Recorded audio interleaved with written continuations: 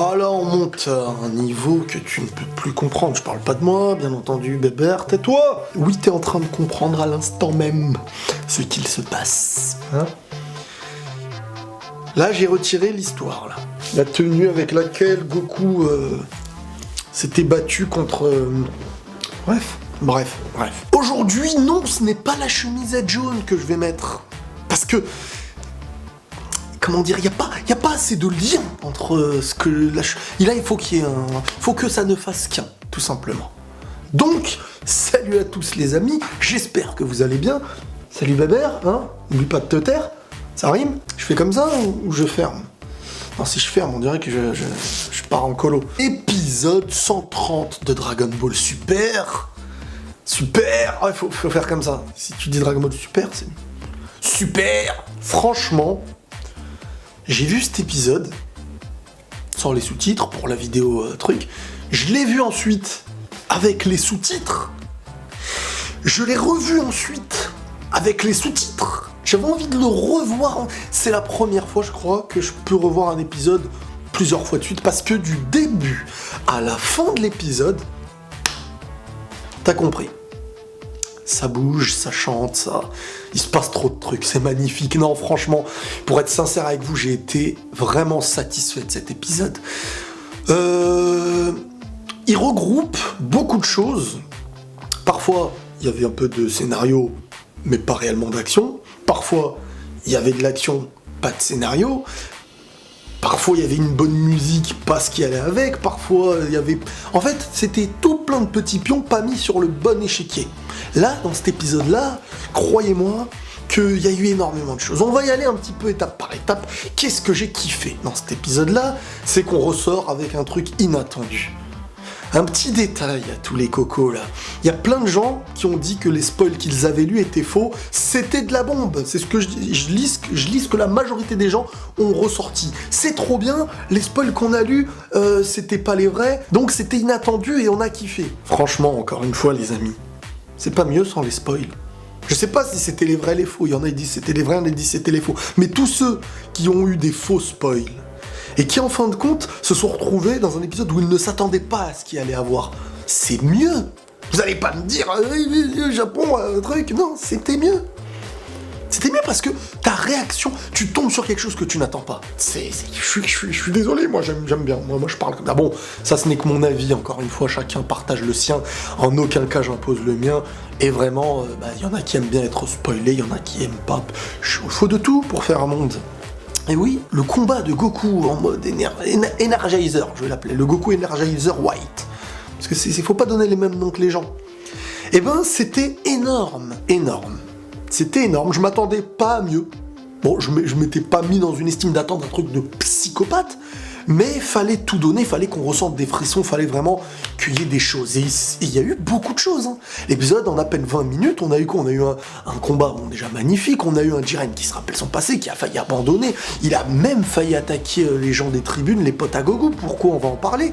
Goku en fin d'épisode, tac, il y a eu un petit peu de sang, hein, une manière indirecte de montrer du sang aussi dans Dragon Ball Super. On a eu un Goku complètement limite maudit de tout ce qu'il a dépassé, donc il est à deux doigts de perdre. Et à la fin, comme tout le monde s'y attendait, Freezer, c'est quand que tu sors, Freezer, c'est quand que tu sors. Freezer est sorti, mais et là c'était le truc de malade mental. Donc ensuite, je vais donner ce que j'en pense, mais c'est 17, les mecs. Je pourrais rester comme ça 7 heures. C'est fou. Et en même temps, ça gâche un petit truc, mais je m'en fiche de ce que ça gâche. Parce que sincèrement, moi, je me disais, c'est bon, il y a Freezer, tout est clair, ça y est, on sait ce qui va se passer, c'était obligé. Il y avait Freezer, Goku, tac, il y aurait Goku en difficulté ou je sais pas quoi, mais Freezer il allait intervenir. Mais on voit quoi? C'est 17 avec. C'est là que j'ai pété un plomb, moi. J'ai pété un plomb parce qu'ils ont été malins. Malins pour un truc. Parce qu'ils nous ont attiré l'attention. En fait, ils nous ont poussé à croire qu'on était malins de croire que c'était Freezer qui allait faire les choses. Donc, ils ont essayé de nous le faire oublier. Pour que nous on se dise, on l'a pas oublié, mais ça va être ça la tournure. Alors qu'en fin de compte, en nous poussant à penser à Freezer, en pensant que l'idée vient de nous, c'est eux qui nous poussent vers cette idéologie, vers cette pensée, vers cette idéologie. Qu'est-ce que je raconte? Et non, il y avait C17. Alors, par rapport à C17, et on va retracer un petit peu tout le truc, par rapport à C17, le voir mourir en sacrifice, c'était bien mieux que de le voir sortir des égouts, je sais pas quoi là. Mais, c'était inattendu. Donc la fin du tournoi est inattendue. C'est ça, moi, que je kiffe. Hein, même si, bien entendu, il y a toujours plus de charme dans un sacrifice, et ça retire de... Mais l'émotion, on l'a eu, hein, quoi qu'il arrive, l'émotion, on l'a eu. Hein, qu'ils reviennent ou qu'ils reviennent pas, sur le moment présent, on l'a eu. Bon, après j'ai fait une vidéo la puissance de C17, et j'ai terminé en beauté, genre sacrifice et tout. En fait, bon, bah, il est revenu, donc je fais quoi, ma vidéo de C17, bah, merci. Tout ça, c'est ta faute. C'est ta faute, tu me donnes des mauvaises idées. On aurait dû attendre la fin du tournoi pour la faire. Ce combat aussi, c'était l'idéologie de Goku contre l'idéologie de Jiren. Jiren qui a un petit peu baissé dans mon estime, mais ça collait avec un petit peu le personnage qui est... On voyait toujours seul, toujours... Mais nous, on le voyait un peu plus héroïque, ce personnage. Et non, c'est une petite claque qu'on se mange parce qu'en fait, Jiren, de ce qu'on savait déjà, bah, ne vit que pour la puissance. Donc lui, en gros, Jiren, son idéologie, c'est la puissance. Pourquoi la puissance? Devenir toujours plus fort pour ne plus revivre, hein, entre guillemets, le traumatisme de son enfance. Donc, admettre qu'il y a autre chose que la puissance, c'est rejeter toutes ces années d'idéologie et d'évolution de pouvoir, en fait, pour... ça remettra en cause tout ce qu'il a fait pour ne plus vivre un petit peu ce qu'il a vécu dans son enfance. Et c'est pour ça, parce qu'il y a des gens qui ont dit « Mais pourquoi il attaque les amis de Goku? Pourquoi ?» C'est pour ça, oui Jean-Jean, c'est pour ça que il les a attaqués, parce que il voulait prouver à Goku que c'était faible comme idéologie. Cette idéologie peut disparaître, et il voulait utiliser de sa force, l'idéologie de Jiren, la puissance, pour vaincre l'idéologie de Goku, les amis, l'entourage, la famille, c'est ce qui faisait gonfler Goku, et au fur et à mesure qu'il se battait pour les siens, le pouvoir de l'amitié, et ben c'est grâce à ça qu'il devenait de plus en plus fort. Mais c'est une réalité, hein. C'est une réalité, je suis désolé. Même si c'est fait en mode... et que ça fait très penser en mode bisounours, je t'aime donc je suis plus fort, c'est une réalité. Et ça dégage une belle symbolique. Après, tout dépend de comment c'est fait. Et je trouve que dans cet épisode-là, ça a été très bien apporté. La puissance de Jiren, qui, en puissance versus puissance, est meilleure que Goku. Et là, on peut me dire ce qu'on veut, je suis désolé. Jiren, lui, c'est son pouvoir. Il n'a pas de répercussions parce qu'il a dépassé le stade de je sais pas quoi. Jiren, c'est son pouvoir. Goku, après ce tournoi, je pense que ça y est. Et ça, j'en avais parlé, les amis, rappelez-vous, je me suis dit, logiquement, Goku sera dans le même délire que Bleach, ce qu'il y a eu après. On va pas spoiler Bleach et tout, mais vous m'avez compris. En gros, là, Goku, il a atteint un pouvoir tellement cheaté qu'il pourra pas aller au-dessus. Et s'il gardait ce pouvoir-là, en fait, ce pouvoir-là, faut le garder uniquement pour vaincre un ennemi à la hauteur. À partir du moment où ça y est, cet ennemi est tellement cheaté, mais il faut le surpasser. Ou l'égaler, du moins. Et après, pouvoir de l'amitié, Jean-Jean et tout. Donc là, Goku, si on veut continuer l'histoire ou la terminer comme ça, bah là, Goku, après, va... En fait, il aura tellement atteint quelque chose d'inatteignable qu'il aura prouvé de quoi il était capable, quelle serait sa limite. Et maintenant, il reviendrait, comme le parallèle avec GT, on revient sur quelque chose de plus basique, beaucoup plus basique même, et de simple. Arrête tes blagues, s'il te plaît, j'ai pas le temps. Et donc, l'histoire continuerait comment? Avec un Goku plus faible désormais, qu'un Vegeta qui peut, lui, continuer à se surpasser, et que les autres. Donc, Goku serait, à l'inverse de tout ce qu'il a été jusqu'à aujourd'hui, quelqu'un, en fin de compte, de moins fort que ceux qu'il a rendu lui-même plus fort. Ce serait très très beau par la suite. Comme lorsqu'il avait mal au cœur, où c'est quelqu'un d'autre. Enfin, les autres, j'ai envie de dire, qui prennent la relève. Ça donnerait au premier plan des Vegeta, des Gohan, des Piccolo, des Goten, Trunks, etc. Et ça peut être super dans l'avancée. Ça peut être super. Bref, j'ai eu des frissons dans cet épisode.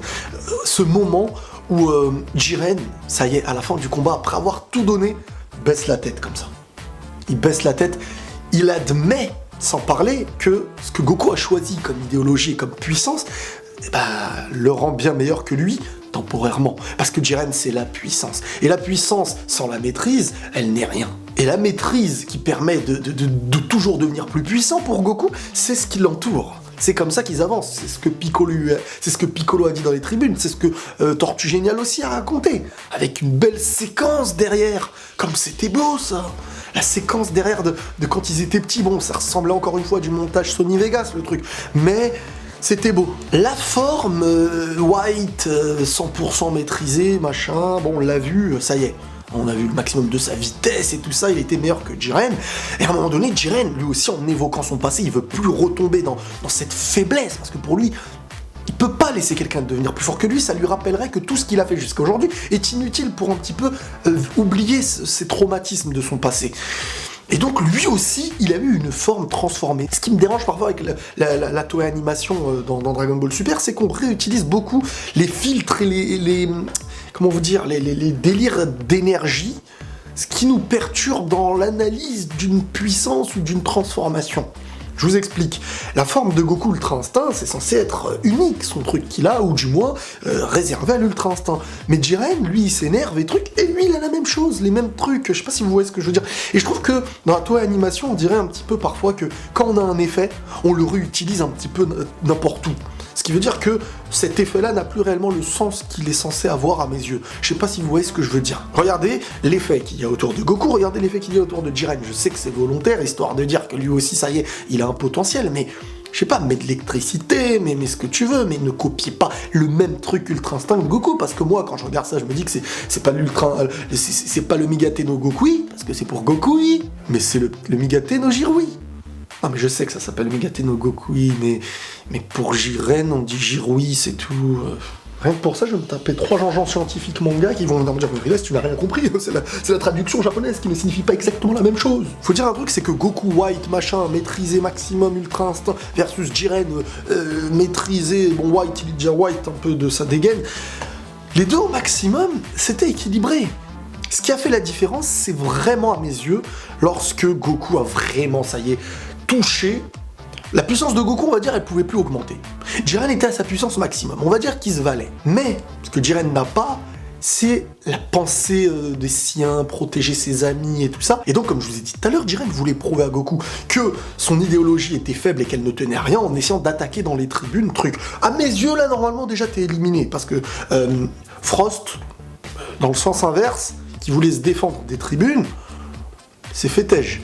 Mais dans le manga, il se fait pas têche. Donc c'est des petits trucs rajoutés à l'anime. Est-ce que ça va être dans le manga ou pas? Parce que c'est totalement beaucoup différent, hein, comment c'est apporté. Mais bref, Jiren voulait attaquer les amis à Goku pour lui prouver que cette idéologie était faible et qu'elle ne tenait à rien.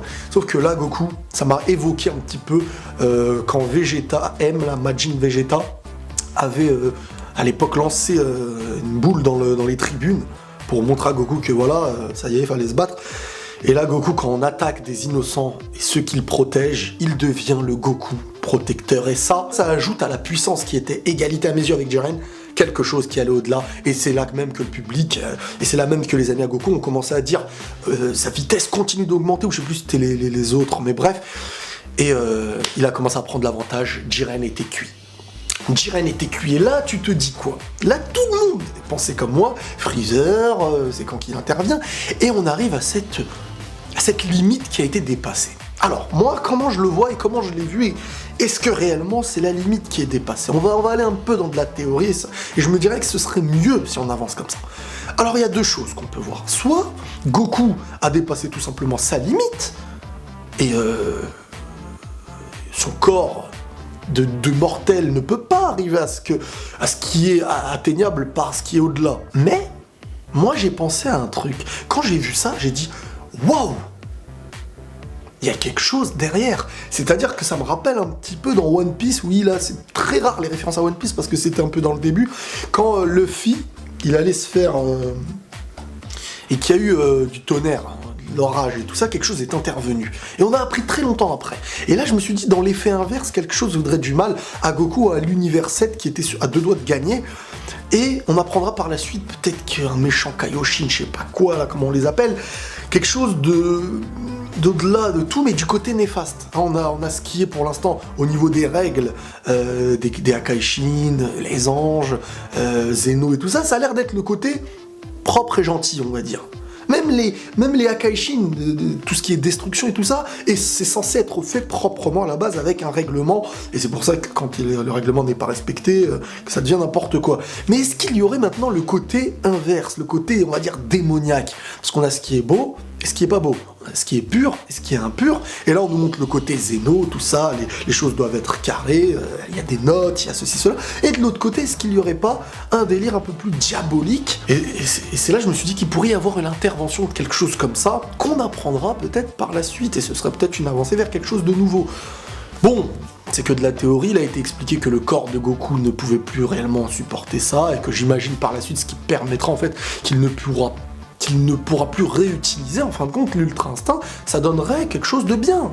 Ça voudrait dire que voilà, on sera pas toujours dans le cheaté, et que là, Goku devra utiliser quelque chose de plus intéressant, ou ses amis qui devront prendre l'avancée maintenant par rapport à lui. Ce sera plus le Migateno Goku, mais le Migateno des amis, tu vois, c'est... Bon, tais-toi. Le scénario était bon dans cet épisode-là, c'est vrai, c'est 17, certains vont dire, mais toi, il s'est mangé un truc de plein fouet, il a tenté de l'autodestruction, mais il est toujours pas destructé.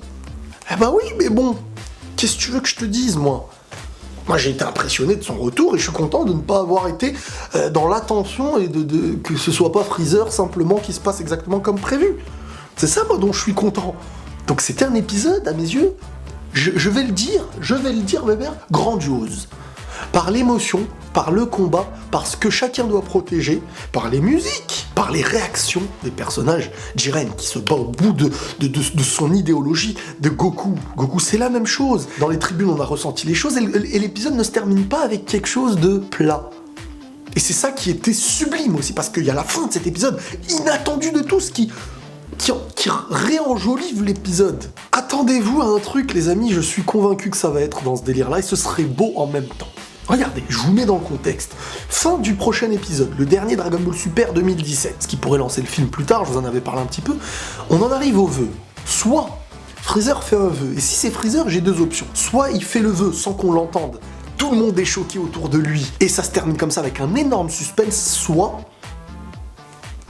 Freezer fait un vœu démoniaque, comme je vous l'ai dit, peut-être voyager dans le temps dans une époque truc, et il disparaît. Parce que ça y est, son vœu est accepté, genre, les autres ils interviennent, ils disent mais non. Et voilà, il a disparu, fin de la saison. Ce serait pas beau tout ça? Ce serait pas beau tout ça? Hein? Bref, dans cette semaine, je vais continuer un petit peu à parler de certaines choses de cet épisode et globalement de la fin de Dragon Ball Super, parce qu'il y a des choses à dire, je ne pourrai pas tout dire dans cette vidéo. J'espère que cette vidéo vous aura plu les amis, hein.